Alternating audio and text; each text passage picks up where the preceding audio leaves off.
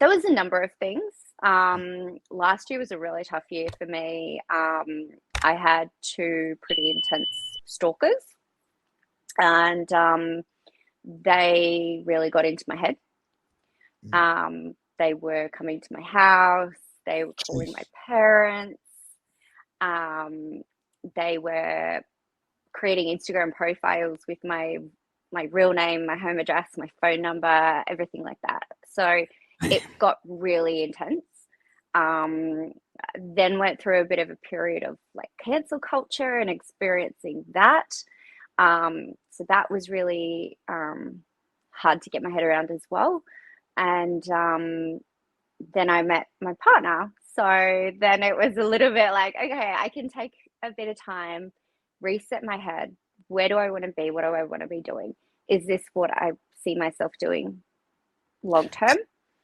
And these stalkers, like, were these like originally like subscribers to your OnlyFans that just sort of got a bit carried away? Like, where did this start? And Yeah, one was a subscriber, one was actually a photographer who had taken my personal information from a model release form. So that I kind of lost a lot of trust and a lot of faith in people because of that. And he was, at my house. Why calling me? Why is so and so in your driveway?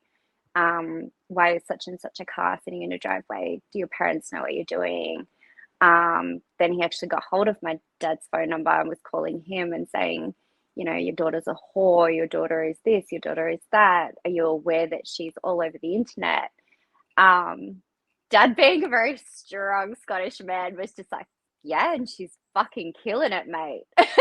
fuck, So Dad was very like, you should be the one that's ashamed. Like, because he's saying, you should be ashamed of yourself as a father and you should be ashamed of your daughter. yeah, for Um, real. but my dad's face, his response was, you're the one that should be ashamed taking the time to call someone's parents and tell them, something that I already know. Like, did Don't this you guy, have did you turn this guy down? Because he kind of sounds like he's just someone who got burnt. yeah. Yeah. Yeah. Yeah. And yeah.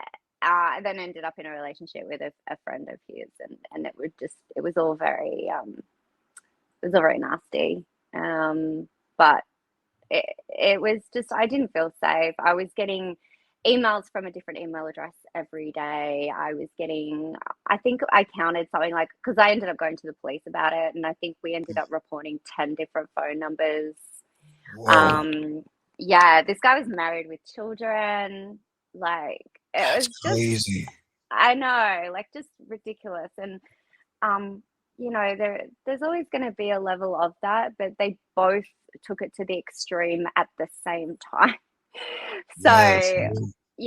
like it was a lot to deal with, and restraining orders and court appearances and things like that. And I really did question, what am I doing? Am I in the right space? Like, no amount of money is worth this kind of harassment. So, yeah, it was definitely a period of trying to find myself again, and find what I loved about the industry again, because Yeah. I feel like I copped a lot of the negatives back to back.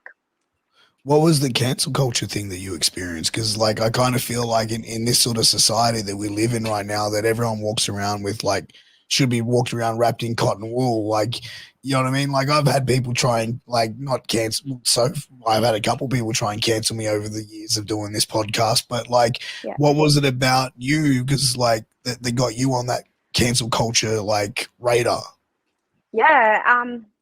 So one of the guys that I worked with was accused of a whole load of things. And I supported him. And so, because I supported him, because I gave my opinion on my experience working with him, I was seen to be a supporter of rape.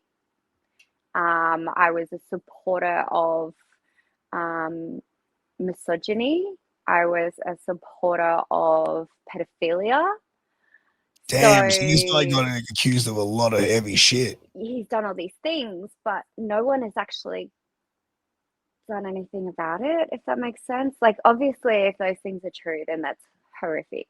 And I don't approve of that. But I don't approve of trial by media either. No, exactly. I think that, like, we live in a country where people should be tried at the full extent of the law. If there is, everything that points in the direction of that person being what people are accusing that person of,